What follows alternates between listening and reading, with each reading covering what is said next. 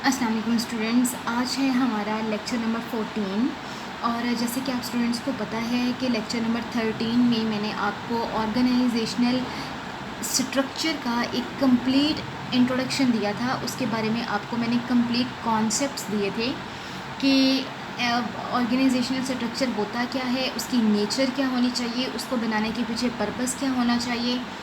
तो आज का बेटा जो हमारा टॉपिक है, जो लेक्चर नंबर 14 में आता है, वो है टाइप्स ऑफ ऑर्गेनाइजेशनल स्ट्रक्चर। अब हियरार्की लेवल जो है या मैनेजमेंट लेवल जिसको हम बोलते हैं, वो तो हर ऑर्गेनाइजेशन में होता है, हर छोटी बड़ी ऑर्गेनाइजेशन में होता है और अपनी अपनी ऑर्गेनाइजेशन के number of employees, number of needs, number of requirements and most importantly जो सेट गोल्स और ऑब्जेक्टिव होते हैं, उनकी बुनियाद पे जो है ये बनता है। तो हर ऑर्गेनाइजेशन के फिर इस तरह से अपने इंडिविजुअल सेपरेट जो है वो अपनी ज़रूरियात के मुताबिक जो है वो उनका स्ट्रक्चर होगा। लेकिन एनी हाउ स्कॉलर्स जो हैं वो ऑर्गेनाइजेशनल स्ट्रक्चर को जो है वो 7 टाइप्स की ऑर्गेनाइजेशनल स्ट्रक्चर्स बताते हैं कि ये 7 तरह के ऑर्गेनाइजेशनल स्ट्रक्चर्स हो सकते हैं ऑर्गेनाइजेशंस में। इनमें से जो भी किसी भी ऑर्गेनाइजेशन को अपने लिहाज से बेहतर लगता है वो इन मॉडल्स को, इन स्ट्रक्चर्स को चूज़ कर सकती है। ठीक है। अब बेटा पहला जो है, अब मैंने यहाँ पे 7 नेम्स मेंशन किए हैं आपकी, जो कि है टाइप्स ऑफ ऑर्गेनाइजेशनल स्ट्रक्चर के। अब इनमें से जो है वो पहला वाला जो है वो हियरार्की स्ट्रक्चर या फंक्शनल स्ट्रक्चर भी इसको बोलते हैं। ठीक है।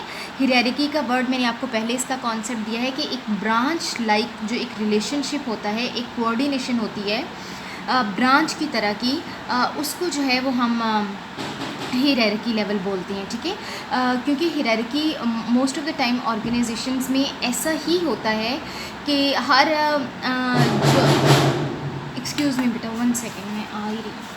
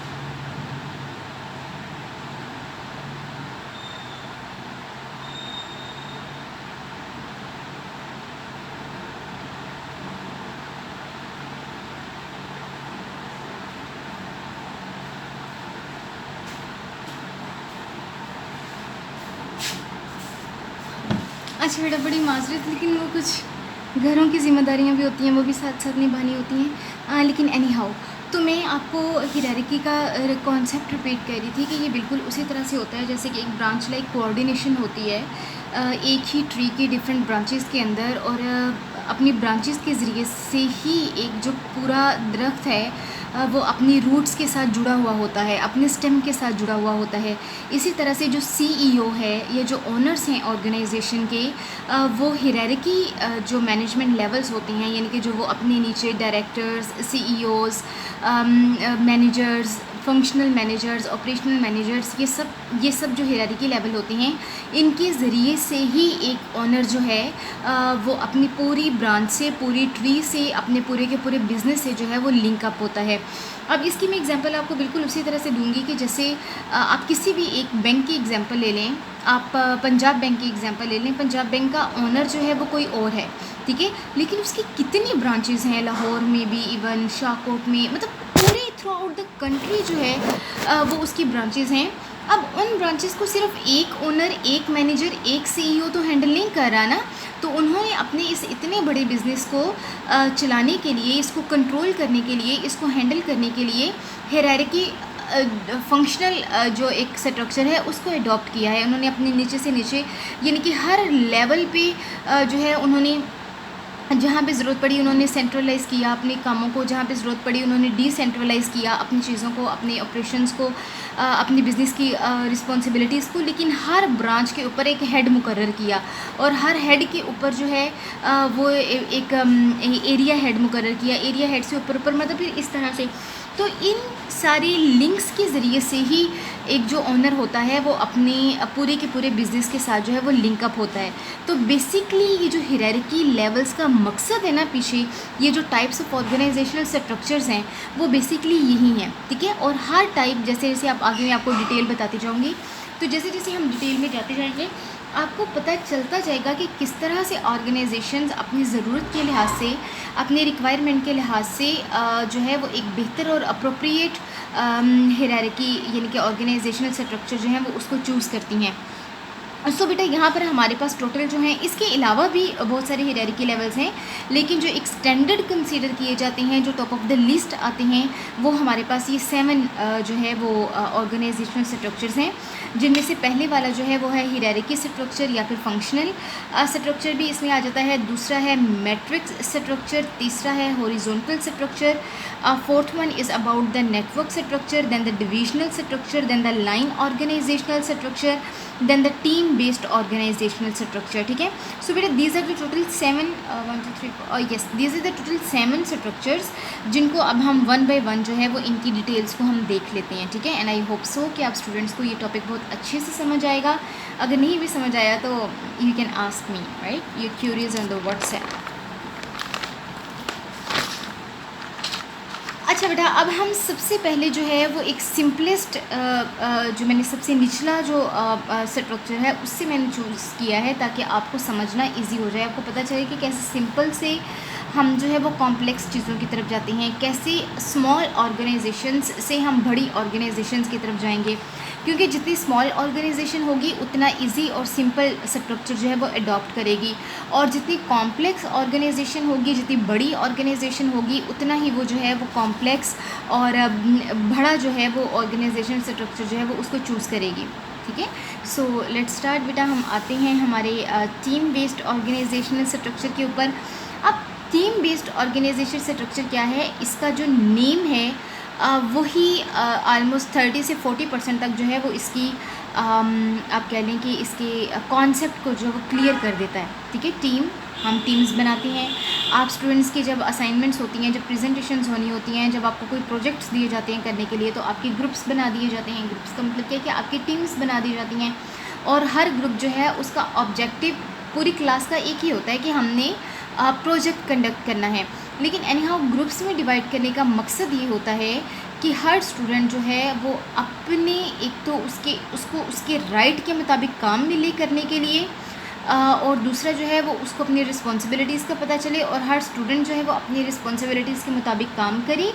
और देन फिर जैसे जैसे आगे डिटेल में हम चलते जाएंगे, फिर ये कि जो टीम वर्क होता है तो वो एक बहुत अप्रोप्रिएट वर्क कंसीडर किया जाता है, क्योंकि हर बंदे का अपना मेंटल लेवल होता है, ओपिनियन लेवल होता है, चीज़ों को डिफेंड करने का तरीका होता है। तो वो सब अच्छे तरीके, अच्छे ओपिनियंस, अच्छे डिसीजंस और अच्छा मोड ऑफ वर्क जो है वो जब इकट्ठा होता है तो उसके अल्टीमेट जो रिजल्ट्स आते हैं वो भी अच्छे ही होते हैं, ठीक है। So team based organisational structure बेटा, इसमें जो है वो सबसे पहले इस स्ट्रक्चर में क्या होता है कि टीम मेंबर्स बना दिए जाते हैं, ठीक है। नाउ लेट्स सपोज कि मैं किस ऑर्गेनाइजेशन की एग्जाम्पल दूँ, पाकिस्तानी क्रिकेट की सबसे बड़ी जो एग्जांपल, ठीक है। अब देखिए कि पाकिस्तानी क्रिकेट जो है, आप बॉयज़ को तो ज़्यादा, क्योंकि क्रिकेट का बॉयज़ को ज़्यादा पता होता है, मुझे तो बस पूरा पूरा ही पता है, लेकिन एनी हाउ चूँकि वो मैनेजमेंट से रिलेटेड है तो I can explain you in a better way, right. अच्छा बेटा, अब पाकिस्तानी टीम जो है, हम देखते हैं कि जब पाकिस्तानी टीम या कोई क्रिकेट मैच या इवन होम कंट्री में या होस्ट कंट्री में या कहीं भी एक प्रॉपर मैच खेला जा रहा होता है, तो उनके ऊपर जो है वो एक हेड होता है। मुझे उनके, क्योंकि मुझे मेरा क्रिकेट से बहुत कम वास्ता पड़ता है, ना मैंने कभी शौक़ से देखी है, ना कभी देखने का मौका मिला है, और बस ऐसे ही चलते फिरते काम करते करते अगर कोई देख रहे हों, मेरे हस्बैंड या मेरे छोटे ब्रदर इन लॉ देख रहे हों, तो देन जो है वो चलते फिरते किचन में काम करते करते जो इत्तेफाक हो जाता है कि अच्छा क्या हो रहा है, कौन विन कर रहा है, ये वो वगैरह। तो एनी हाउ, लेकिन क्रिकेट के बारे में मुझे सिर्फ इतना पता है कि एक टीम जीतती है और एक टीम हारती है, और कुछ रन्स होते हैं, कुछ गोल्स होते हैं। अदरवाइज़ वो जो ओवर्स होते हैं या कितने प्लेयर्स जो हैं वो एक ओवर में होंगे, या कितनी बॉल्स वगैरह, number of balls, number of attempts या नंबर ऑफ़ प्लेयर्स जो हैं इन वन ओवर, वो उस चीज़ का मुझे कोई ज़्यादा कॉन्सेप्ट नहीं है। लेकिन एनी हाउ मैंने ये चीज़ ऑब्ज़र्व की है, मैंने ये चीज़ देखी है कि जब भी कोई किसी भी कंट्री की टीम की आप बात करें,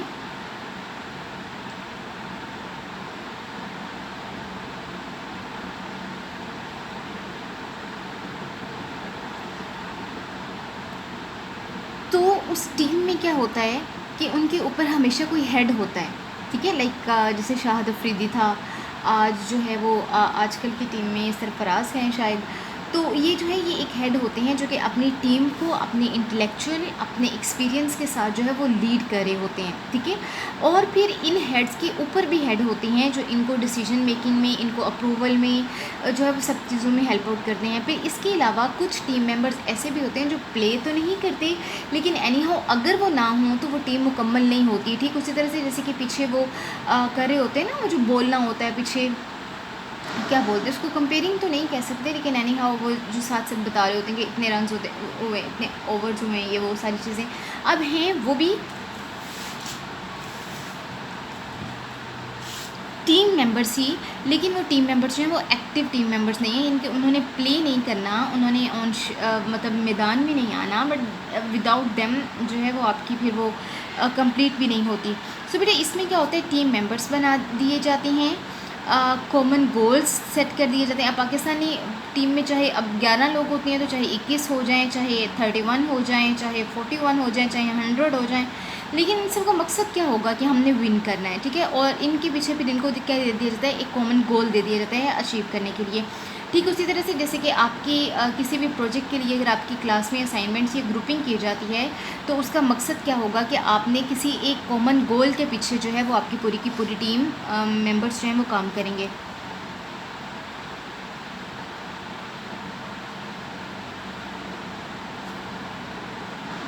अच्छा बेटा, ये सबसे ज़्यादा जो है ये इम्पोर्टेंट और आप कह लें कि एक बड़ा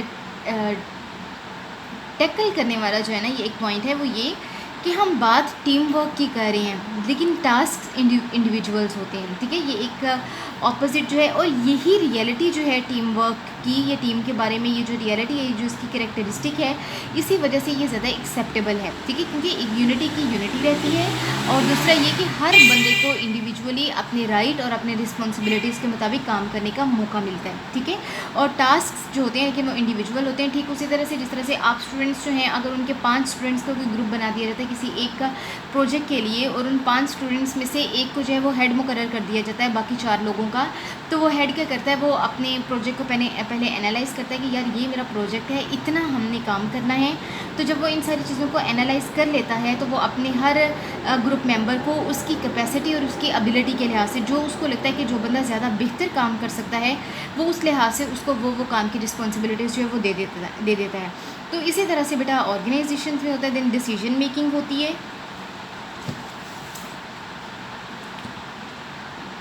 जिसकी कि मैंने आपको अभी एग्जांपल दे दी कि वो जो हेड जो है वो अपने लिहाज से जो वो डिसीजन मेकिंग करके देन जो उसका प्रॉपर एक प्रपोजल तैयार करना, एक प्रेजेंटेशन तैयार करनी, वो सारी चीज़ें होती हैं। And then problem solving, but team work जो है वो इंडिविजुअल माइंड से ज़्यादा जो है वो प्रॉब्लम सॉल्विंग कंसिडर किया जाता है। जैसे उसकी रीज़न ये है कि मैंने आपको पहले भी इसकी एक एग्जांपल दी है कि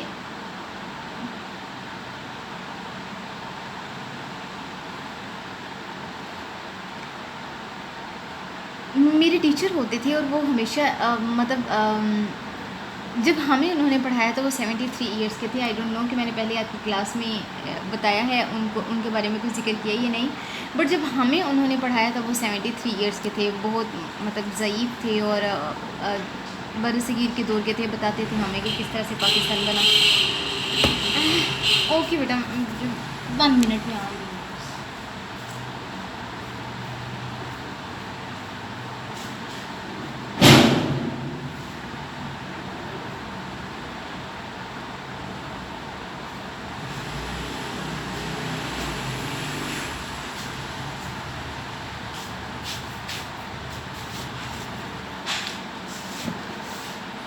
तो he was also used to say कि two heads are always better।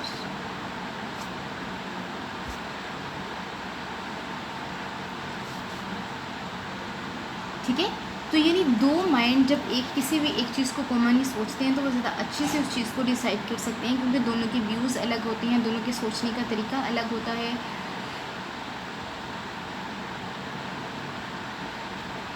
दोनों के काम करने का तरीका अलग होता है। तो ये सब चीज़ें जो हैं ये मिलके एक अच्छा टीम वर्क और एक अच्छी टीम की जो होती है, आप उसको कह सकते हैं कि जो उसकी परफॉर्मेंस होती है वो उसको अच्छा बनाते हैं। देन बेटा अगले पास दूसरा हमारे पास आ जाता है लाइन ऑर्गेनाइजेशनल।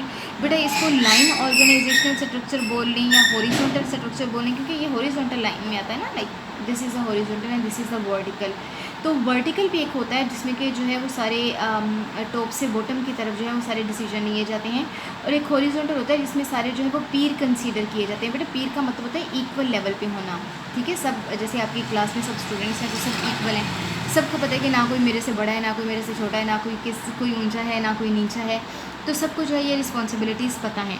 तो बेटा एनी हाउ लाइन जो ऑर्गेनाइजेशनल स्ट्रक्चर होता है वो सबसे ज़्यादा सिंपलेस्ट कंसीडर किया जाता है, क्योंकि उसमें सब जो है वो इक्वल डेजिग्नेशन पे होते हैं, इक्वल लेवल पे होते हैं। दूसरा जो होता है वो टॉप टू बॉटम चलता है। टॉप टू बॉटम चलने का मकसद ये होता है बेटा कि जो ऑर्डर्स हैं, जो कमांड्स हैं, जो ट्रांसफ़र ऑफ इंफॉर्मेशन है वो हमेशा टॉप लेवल से लोअर की तरफ चलता है। जैसे डिसीजन किसने लिया, ओनर ने या सीईओ ने, उसने उस डिसीजन को उससे नीचे कहाँ पे भेज दिया, डायरेक्टर्स के पास, डायरेक्टर्स ने कहाँ पे भेज दिया, मैनेजर्स के पास, मैनेजर्स ने कहाँ पे भेज दिया, ऑपरेशनल मैनेजर्स के पास, ऑपरेशनल मैनेजर्स ने कहाँ पे भेज दिया, फंक्शनल मैनेजर्स के पास, फंक्शनल मैनेजर्स ने कहाँ भेज दिया, फ्रंट लाइन एम्प्लॉयज़ के पास, फ्रंट लाइन एम्प्लॉयज़ ने फिर उसको टैकल किया जो बैक लाइन एम्प्लॉयज़ होते हैं उनके पीछे। ठीक है, तो ये जो हमेशा चाहे आप इन्फॉर्मेशन की बात कर लें, चाहे आप ऑर्डर्स की बात कर लें, चाहे आप डिसीजन मेकिंग की बात कर लें, ये सारी चीज़ें जो हैं ये टॉप टू बॉटम चलती हैं। और बेटा हेड कंट्रोल होता है। सबसे पहली बात जो मैंने ओनर से ही स्टार्ट किया, तो ओनर ही जो है वो इन सब के नीचे हेड कंट्रोल होगा।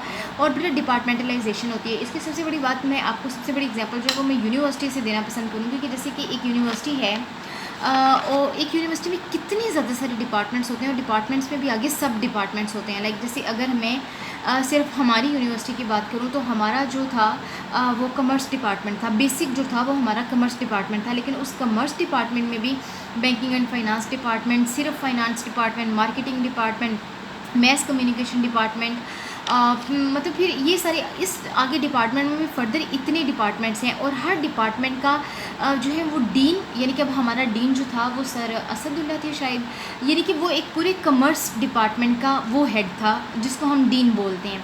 अब उस डीन ने क्या किया, आगे सब डिपार्टमेंट्स को हैंडल करने के लिए आगे से एचओडी यानी कि हेड ऑफ डिपार्टमेंट जो है वो बना दिए।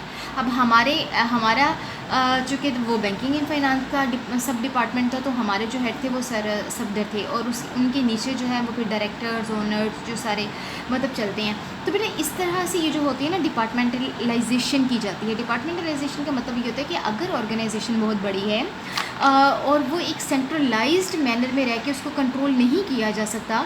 सेंट्रलाइज्ड होने का मतलब बेटा ये है कि एक ही हेड ऑफिस हो और वही सब ऑर्डर्स को कन्वे करे या वही हैंडल करे, ऐसा तो पॉसिबल नहीं है। अब केमिस्ट्री डिपार्टमेंट कुछ और है, फिर अप्लाइड केमिस्ट्री का डिपार्टमेंट आ जाता है, लॉ डिपार्टमेंट आ जाता है, बॉटनी, जूलॉजी, मतलब कितने डिपार्टमेंट्स आ जाते हैं, लॉ डिपार्टमेंट आ गया। तो ये सारी जो फील्ड्स हैं इनके भी आगे से सब डिपार्टमेंट्स हैं। ठीक है, अब इन सब डिपार्टमेंट्स को जो है वो हैंडल करना किसी भी एक प्रिंसिपल जो कि प्रिंसिपल होता है यूनिवर्सिटी का, उसका काम तो नहीं है, वो नहीं कर सकता। तो पहले प्रिंसिपल, फिर वाइस प्रिंसिपल, एंड देन जो है वो डीन्स आ जाती हैं, और डीन्स के बाद जो है वो फिर एक हेड ऑफ़ डीन्स भी होता है। इवन डीन्स के बाद जो है वो हेड ऑफ़ डिपार्टमेंट्स आ जाते हैं। तो बेटा इस तरह से जो है वो, ताकि काम जो है वो एक स्मूथ और एफिशिएंट वे में चलता रहे, इसको जो हम कहते हैं वो डिपार्टमेंटलाइजेशन होती है। और बेटा डिपार्टमेंटलाइजेशन में जो डिसीजंस होते हैं वो इंडिविजुअल होते हैं, ठीक है। अब जैसे हमारे बैंकिंग एंड फाइनेंस डिपार्टमेंट में अगर कोई इशू आ गया है, तो वो सिर्फ हेड, और जो हमारे हेड हैं, HOD हैं, उनको जो बेहतर लगता है वो उस लिहाज से उस डिसीजन को ले सकते हैं, ठीक है। वो अपने डिसीजन में इंडिपेंडेंट हैं, क्योंकि वो प्रॉब्लम सिर्फ उनके अपने डिपार्टमेंट में है, वो किसी बाकी डिपार्टमेंट में वो प्रॉब्लम नहीं है। अगर उसी तरह का प्रॉब्लम जो है वो बाकी डिपार्टमेंट्स में भी आता है, तो फिर सारे हेड ऑफ डिपार्टमेंट, सारे HODs मिलके एक मीटिंग कंडक्ट करेंगे और फिर उस सारी प्रॉब्लम को टैकल करेंगे। अगर फिर भी वह प्रॉब्लम टैकल नहीं हो रहा है, and that problem is prevailing day by day, तो फिर जो है वो मामला डीन तक चला जाता है। फिर डीन जो है वो सारे HODs को इनवाइट करता है, एक मीटिंग होती है, उसको प्रॉपरली डिस्कस किया जाता है, हर एक का ओपिनियन लिया जाता है, हर एक को से पूछा जाता है कि yes what you think about to do in this situation. और ये सोचने के बाद जो है वो फिर फाइनल अप्रूवल, जब डीन्स जो हैं वो भी एग्री हो जाते हैं किसी एक सोल्यूशन के ऊपर, तो उसको जो है वो ले लिए जाते थे। लेकिन एनी हाउ हर डिपार्टमेंट जो है उसमें से भी आगे जो सब डिपार्टमेंट है वो अपने डिसीजंस में इंडिपेंडेंट होते हैं। मैंने यहाँ पे तो आपको यूनिवर्सिटी की एग्जांपल दे दी समझाने में, लेकिन जब मैं आपका लेक्चर रिकॉर्ड कर रही थी देन मेरे माइंड में ऑर्गेनाइजेशंस की थी। तो ठीक उसी तरह जैसे ऑर्गेनाइजेशन में CEOs होते हैं, मैनेजर्स होते हैं, फंक्शनल मैनेजर्स होते हैं, उसके अलावा सेल्स मैनेजर्स होते हैं, और नीचे फिर एम्प्लॉयज़। ये जो है ये मैंने लाइन एम्प्लॉयज़ के लिए जो है ये मैंने मेंशन किया है, ठीक है, जो एक ही लेवल के जो एम्प्लॉयज़ होते हैं उनके लिए मेंशन किया है। बेटा अगला जो है वो हमारा डिविजनल स्ट्रक्चर आ जाता है। डिवीज़न का नेम ही जो है वो खुद को इंडिकेट कर रहा है कि डिवाइड कर देना। किसको डिवाइड कर देना? काम को डिवाइड कर देना, और फिर इस तरह से अपने हायरार्की स्ट्रक्चर को, इस तरह से अपने लोगों को, अपने एम्प्लॉयज़ को डिवाइड करना कि वो बेहतर तरीके से वो जो है वो उन सारे कामों को लेके चल सकते हैं, ठीक है। अब बेटा डिविजनल स्ट्रक्चर की क्या कैरेक्टरिस्टिक्स हैं कि डिविजनल स्ट्रक्चर इसमें फंक्शंस आर डिवाइडेड, फंक्शंस को डिवाइड कर दिया जाता है, और फिर उनकी रिस्पॉन्सिबिलिटी है वो डिफरेंट टीम मेंबर्स को या डिफरेंट लोगों को जो है वो दे दी जाती है। और प्रोडक्ट अगर मैं किसी मैन्युफैक्चरिंग बिजनेस की बात करती हूँ, जिन्होंने मैन्युफैक्चरिंग करना है, मैन्युफैक्चर करना है किसी न किसी प्रोडक्ट को, तो बेटा उसमें क्या है, सबसे पहले प्रोडक्ट को डिज़ाइन करना। प्रोडक्ट का डिज़ाइन जो है वो एक अलग फंक्शन है, वो अलग इंसान को सौंप दिया जाएगा, अलग इंसान को, या इवन मोर देन 2 पीपल भी हो सकते हैं, वो एक ग्रुप की फॉर्म में भी हो सकते हैं।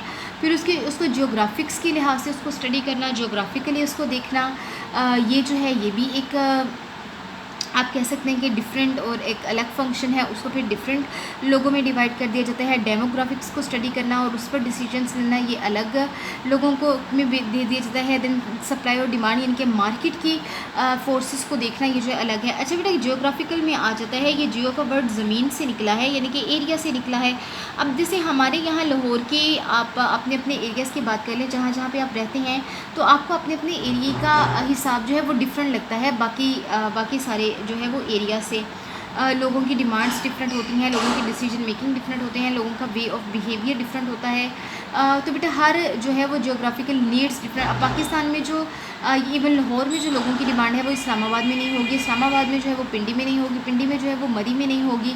तो इस तरह से जियोग्राफिकली भी जो है वो फैक्ट्स चेंज करते हैं। बेटा डेमोग्राफिक्स को होता है कि एज के लिहाज से number of female, number of male, number of children, इस लिहाज से देखिए अपने प्रोडक्ट को बनाना। तो ये भी एक पूरा एनालिसिस का वर्क है, जिसके लिए कि एक पूरा टीम, एक अलग से एक बंदा चाहिए इस काम को करने के लिए।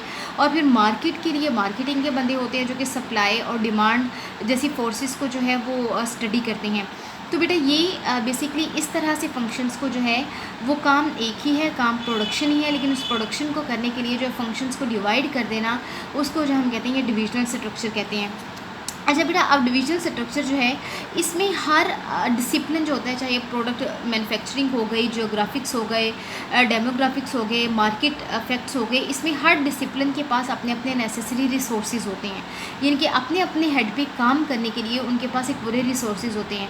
ऐसा नहीं होता लेट्स सपोज कि अब जैसे मैं आप में से CR को कोई काम दे दूँ और मैं उसको जो है उस काम को करने के लिए उसको मैं प्रॉपर गाइडलाइन ना करूँ, उसके लिए उसको जो चीज़ें चाहिए, जो नोट्स चाहिए, जो प्रूफ्स चाहिए, जो उसको डाटा चाहिए, अगर मैं वो उसको प्रोवाइड ना करूँ, बस मैं उसको कह दूँ कि भाई आपने ये काम करना है, तो वो कैसे करेगा? अनटिल अनलेस जब उसके पास नेसेसरी टूल्स नहीं होंगे वो उस काम को नहीं कर सकता। और वो टूल्स प्रोवाइड करना मेरी ज़िम्मेदारी है, बीइंग एन ओनर। मैंने उसको काम जो है वो एक रिस्पॉन्सिबिलिटी दी है, तो उस रिस्पॉन्सिबिलिटी को पे करने के लिए जो है मुझे उसको नेसेसरी रिसोर्सेज भी देने पड़ेंगे। तो फिर डिविजनल स्ट्रक्चर में क्या होता है कि हर डिसिप्लिन के पास जो है वो अपने अपने नेसेसरी रिसोर्सेज होते हैं, इंडिपेंडेंट ऑपरेशंस होते हैं। अब डेमोग्राफिक्स का है वो अपना इंडिपेंडेंट ऑपरेशन है, ऑपरेशन मीन्स के काम है, जियोग्राफिक का अपना है, प्रोडक्शन का अपना है, मार्केटिंग का अपना है, and then profit and loss sharing होती है। यानी कि बेटा इसमें ये होता है कि यानी कि हर डिपार्टमेंट लाइक अगर इस डिपार्टमेंट ने बहुत अच्छा काम किया है,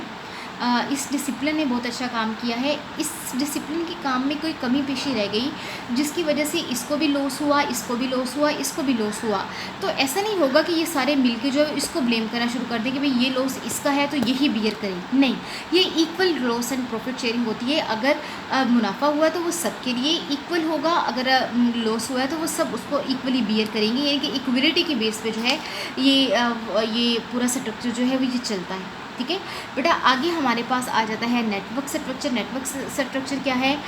नेटवर्क मतलब रिलेशनशिप होना। इसकी सबसे अच्छी एग्जांपल मैं आपको इस तरह से दूंगी कि जैसे आप स्टूडेंट्स के जब फाइनल एग्जाम्स होते हैं या मिड टर्म्स एग्जाम्स होते हैं, तो आप स्टूडेंट्स ने क्या सोचा हुआ होता है? नेटवर्क्स बनाए हुए होते हैं। ठीक है, आप स्टूडेंट से पहले से प्लान किए होते हैं कि यार अगर मैं तुम्हें 2 का इशारा करूँगा तो तुमने मुझे नंबर 2 MCQ का आंसर बताना है, अगर मैं तुम्हें 4 का करूँगा।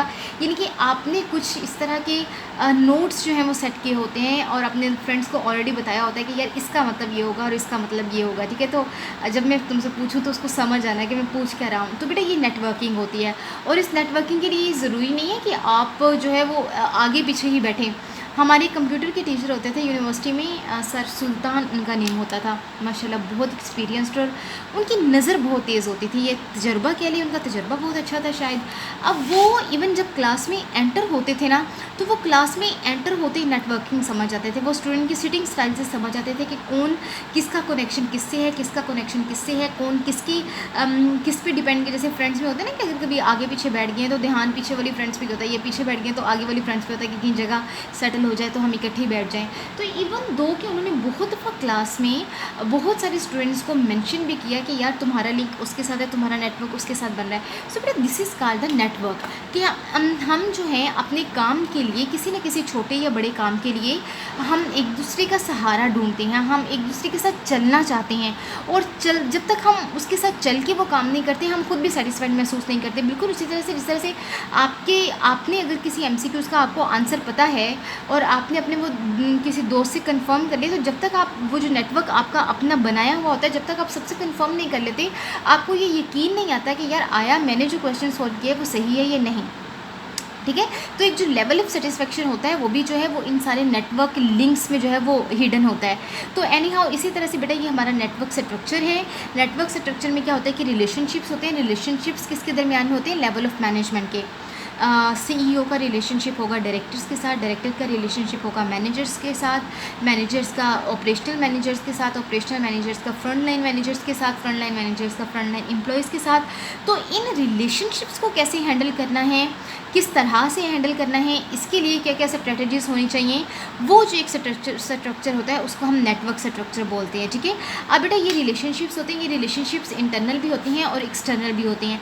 जैसे मैंने अभी आपको CEO से लेके मैंने फ्रंट लाइन मैनेजर तक की जो आपको एग्जांपल दी वो इंटरनल रिलेशनशिप थे, वो किसी भी ऑर्गेनाइजेशन के अंदर के काम करने वाले लोगों के बीच में रिलेशनशिप थे। लेकिन इन्हीं रिलेशनशिप को अगर आप सप्लायर्स तक ले जाएँ, अगर आप कस्टमर्स तक ले जाएँ, अगर आप जो है वो अपनी मार्केट तक ले जाएं, तो ये outside of the organisational factors हैं। अब इन रिलेशनशिप्स को हैंडल करना भी एक ट्रिक है। ठीक है, इनको हैंडल करने के लिए भी एक प्रॉपर स्ट्रैटेजी, प्रॉपर स्ट्रक्चर चाहिए होता है। तो बेटा these are the 2 types of relationship, जिसमें इंटरनल रिलेशनशिप्स आ जाती हैं और एक्सटर्नल रिलेशनशिप्स आ जाती हैं। और इस स्ट्रक्चर की जो करेक्टरिस्टिक्स है उसमें ये कि कम्युनिकेशन लेवल बहुत बेटर होना चाहिए, इवन इंटरनली भी और एक्सटर्नली भी कम्युनिकेशन लेवल बेटर होगा तो इट मीन्स कि फ्लो ऑफ इन्फॉर्मेशन जो है वो करेक्ट है, और फ्लो ऑफ इन्फॉर्मेशन करेक्ट है तो इट मीन्स कि जो डिसीजन डिसीजन मेकिंग हो रही है वो भी करेक्ट है और जो स्ट्रेटजीज बन रही हैं वो भी करेक्ट हैं, तो देन डेफिनेटली बिजनेस जो है वो सक्सेस की तरफ चलेगा। देन हमारे पास रिलायबल को वर्कर्स होने चाहिए, इंटरनली भी और एक्सटर्नली भी। हमें ऐसे लोगों से रिलेशनशिप्स बनाने चाहिए जो खुद हमारे अपने काम के लिए, अपने बिज़नेस के लिए जो है वो रिलायबल हों। और बेटा इसमें भी जो फ्लो होता है वो डाउनवर्ड होता है, जैसे टॉप टू बॉटम फ्लो की मैंने आपको एग्जांपल दी, इसी तरह से डाउनवर्ड जो है वो इसमें फ्लो होता है। मैनेजर CEO से या ऑनर से शुरू होकर नीचे की तरफ कोई भी ऑर्डर हो, किसी भी किस्म का कोई भी फ्लो ऑफ इन्फॉर्मेशन है तो वो जो है वो डाउनवर्ड होगा। और बेटा ये लेस कॉम्प्लेक्स होता है। लेस कॉम्प्लेक्स होने का मतलब ये है कि रिलेशनशिप्स को हैंडल करना बहुत अच्छे से होता है। लाइक आप अपनी ही यूनिवर्सिटी के एग्जांपल ले लें कि सबसे CEO है, CEO ने अपने काम को हैंडल करने के लिए डायरेक्टर सर को चूज़ किया, डायरेक्टर सर ने जो है वो आगे डिफरेंट मैं नेम तो मेंशन नहीं करूँगी, ना ही मैं कर सकती हूँ, लेकिन उन्होंने आगे जो है यानी कि अपने कामों को परफॉर्म करने के लिए हर लेवल पे एक बंदा है जो कि रिलेशनशिप्स को भी मेंटेन कर रहा है, काम को भी मेंटेन कर रहा है, पूरी की पूरी ऑफिस की रिस्पॉन्सिबिलिटीज़ को, यूनिवर्सिटी की रिस्पॉन्सिबिलिटीज़ भी जो है वो उसको पे ऑफ हो रही हैं। तो ये एक लेस कॉम्प्लेक्स होता है क्योंकि रिलेशनशिप्स तो जो है वो स्मूथ वे में लेके जो है वो चला जाता है। ठीक है, तो बेटा एनी हाउ आज हमारे जो है वो नेटवर्क स्ट्रक्चर तक हुए हैं। इसके बाद हमारे 2-3 स्ट्रक्चर्स और रह जाते हैं, वो इंशाल्लाह हम लेक्चर नंबर 15 में मैं पहले वो कवर करेंगे, फिर हम लेक्चर नंबर 15 का मेन टॉपिक शुरू करेंगे। एंड आई होप सो कि बेटा मैंने बड़ी कोशिश की कि बड़े अच्छे तरीके से आप सब स्टूडेंट्स को समझ आ जाए, लेकिन फिर भी अगर कोई कॉन्सेप्ट नहीं आया तो आप लोग मेरे से पूछ सकते हैं। ठीक है, okay, thank you so much.